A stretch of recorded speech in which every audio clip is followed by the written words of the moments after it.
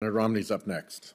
Thank you, Mr. Chairman. I think it's helpful if we're going to be responsible as we consider discussions about our spending and the budget, if we put COVID funding aside, because I think it's embarrassing to suggest the president has reduced the size of the deficit or reduced spending as a percentage of GDP.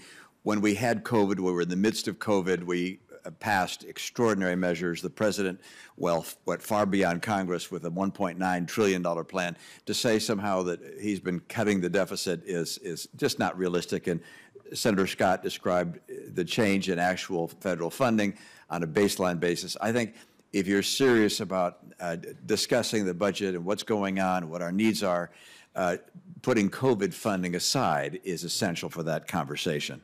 On a separate topic, I'm not aware of anyone in this category, but are you aware of anyone of the elected officials we have in the federal government, at the Congress, or anywhere else that have proposed cutting or have currently proposed cutting benefits for Social Security of any kind?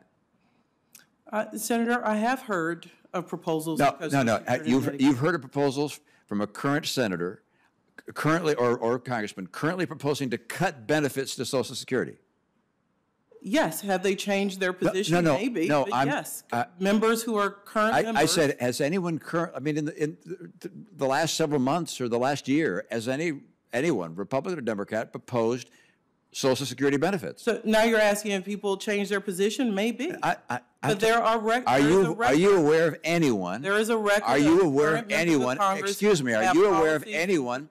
Are you aware of anyone proposing cutting Social Security benefits? Your first question, current members have well-known policies out there to cut Social Security and Medicare. That's simply wrong. That is simply wrong. And it's not honest to say that to members of Congress. That is simply wrong. There is no one who's recommending cutting Social Security benefits, all right? Number one. Number two, do you recognize that in the next 10 years or so, the trust fund on Social Security is going to run out, and under the law, benefits would be cut dramatically, like 25%. You're aware of that? I'm aware. Yeah. That's a problem, right? Of course. Well, why is it then that in the president's budget there's no effort to address that whatsoever? And while we clearly disagree on this, there are some who have policies on websites. I'm happy to print them and send them to the committee. Whether they have changed their position is another thing.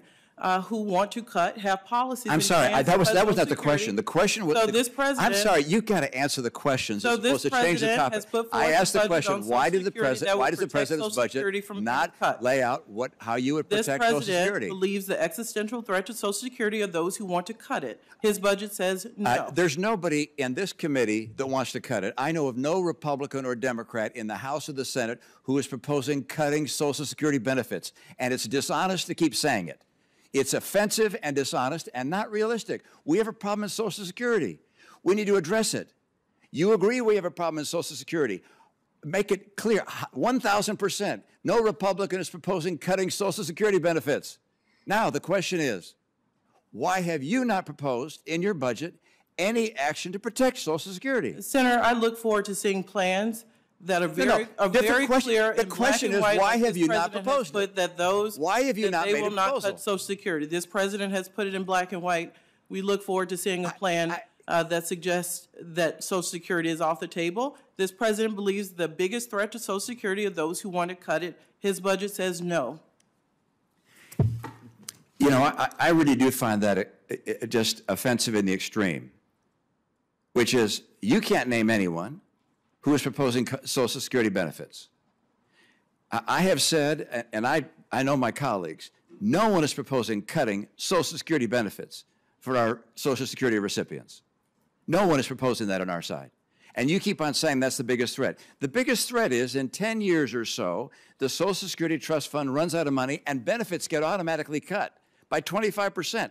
We don't want that to happen. I'm upset that the president hasn't included any effort to address that shortfall because I want to protect Social Security benefits for all of our recipients. Now, the question I have is, you do, fortunately, look at Medicare and suggest, hey, we need to take action to protect Medicare. I agree with that. I'm glad you do. You propose, however, the only solution is not cutting costs at all, but only raising taxes. Do you believe there's any prospect that Republicans are going to vote to raise taxes only as a way to save Medicare? For those over 400,000, I hope so, that they would raise those taxes. I said, by do you believe that Republicans in the House and in the Senate are going to vote to raise taxes and nothing else, just raise taxes to save Medicare? Well, that is not the only proposal. If you look, the net investment income tax, which was always created to go into the Medicare Trust Fund and was not, we suggest moving that over as a part of keeping Medicare extended by at least 25 years. So that's one part of the proposal. That is not a raising of tax. That Do you believe, I know my towards- time is up, do you believe that it makes sense for a bipartisan effort to work together to find compromise positions, common ground, to actually save Social Security and protect Medicare? Yes. Thank you.